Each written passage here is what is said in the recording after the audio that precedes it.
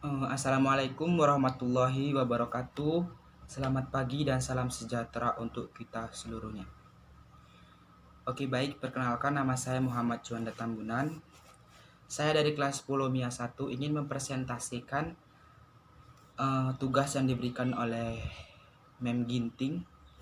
Nah, dalam presentasi itu kita harus memilih dalam 5 poin. Nah, saya memilih yang berjudul kegunaan sejarah. Nah, dalam kegunaan sejarah dapat dibedakan menjadi 3 bagian. Yang pertama yaitu kegunaan edukatif yang bisa disebut dengan memberikan pelajaran. Yang kedua yaitu kegunaan inspiratif yang bisa disebut dengan memberikan ilham. Nah, yang ketiga yaitu kegunaan instruktif atau bisa disebut dengan pembentukan pembelajaran. Nah, yang terakhir yaitu kegunaan rekreatif atau memberikan kesenangan. Nah, kita akan bahas satu persatu dengan 4 poin tersebut. Oke, baik, yang pertama yaitu kita bahas dulu tentang kegunaan edukatif. Nah, di sini saya akan membacakan pengertiannya dulu ya. Kegunaan edukatif atau bisa disebut dengan memberikan pelajaran. Sejarah memberikan pelajaran, sering kita mendengar ucapan belajarlah dari sejarah. Dalam mempelajari sejarah, seseorang atau suatu bangsa, kita akan bercermin dan menilai peristiwa-peristiwa masa lampau yang merupakan keberhasilan atau prestasi dan peristiwa-peristiwa masa lampau, baik yang positif maupun yang negatif dijadikan hikmah. Nah, dalam poin pertama ini kita dapat menerapkan sikap sejarah atau kita dapat menerapkan sejarah dalam kehidupan kita sehari-hari. Nah, jadi tanpa kita harus kembali pada masa sejarah dulu, kita bisa tahu apa itu sejarah, apa itu yang disebut dengan sejarah. Nah, kita bisa mempelajarinya tanpa harus mengulang pada masa lalu.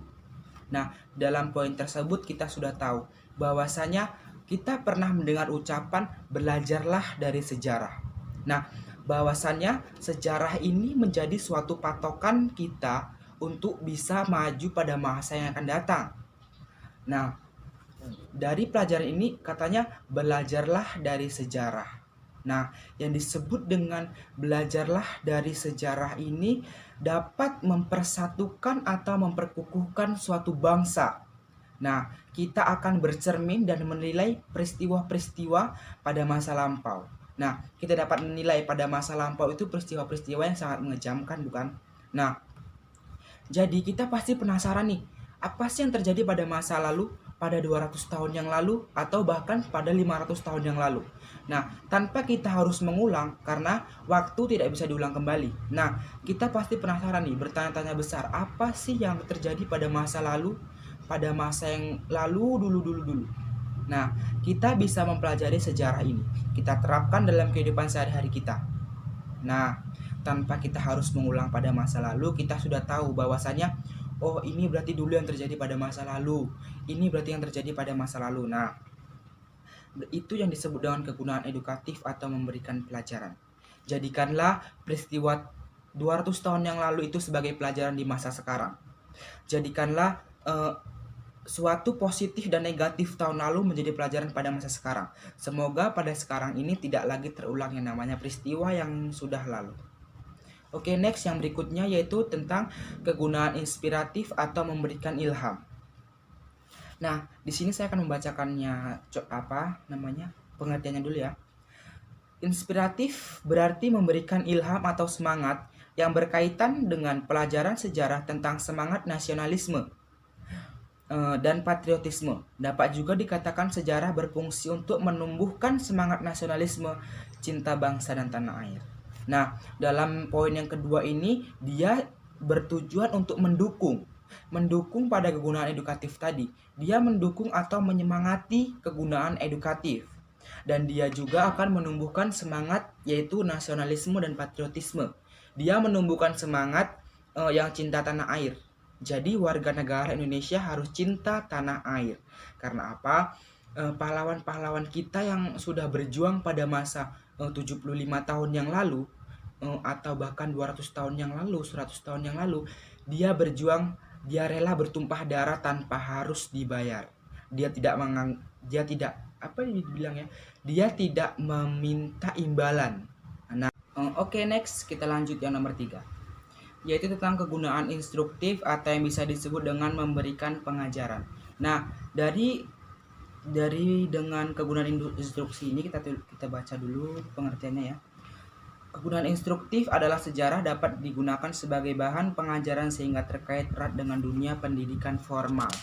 Nah, dalam poin yang ketiga ini, sejarah dapat dikaitkan dengan pengajaran atau dapat dikaitkan dengan kehidupan sehari-hari juga bisa ya. Dalam kegunaan instruktif ini, sejarah dapat digunakan sebagai bahan pengajaran sehingga terkait dengan yang namanya pembelajaran formal. Nah, next yang berikutnya nomor 4. Yang nomor 4 ini yang terakhir, dia kegunaan rekreatif atau memberikan kesenangan. Nah, dalam poin yang keempat ini, seperti halnya karya sastra yakni cinta atau roman, sejarah juga memberikan kesenangan estetis karena bentuk dari susunannya yang serasi dan indah. Kita dapat terpesona oleh kesan sejarah yang baik, sebagaimana kita dapat terpesona oleh sebuah roman yang bagus. Pikiran dan perasaan diajak bernostalgia. Nah, dalam poin yang keempat ini, yang dimaksud dengan kegunaan rekreatif itu adalah dia memberikan suatu kesenangan atau memberikan suatu kemenangan yang telah kita raih pada masa dulu. Nah, pada 4 poin tersebut ada suka, duka maupun bahagia. Nah, dalam yang keempat ini kita dapat merasakan kemenangan, kita dapat menikmati perjuangan kita selama ini. Nah, kita dapat merasakan 75 tahun menang, 75 tahun merdeka. Jadi kita dapat merasakannya. Nah, di dalam poin yang keempat ini juga kita dapat merasakan ya karya sastra yakni cerita ataupun roman. Nah, yang disebut dengan cerita atau roman itu adalah suatu kejadian atau suatu tragedi pada masa dulu ya, pada masa lampau. Nah, sebagaimana kita dapat terpesona oleh sebuah roman yang bagus, dapat terpesona oleh sebuah karya sastra ataupun sebuah ciptaan ataupun karya seseorang yang bagus, itu dapat kita rasakan pada masa sekarang ini. Mohon maaf jika ada kata-kata yang salah, dan saya akhiri wabillahi taufik wal hidayah. Wassalamualaikum warahmatullahi wabarakatuh dan selamat pagi.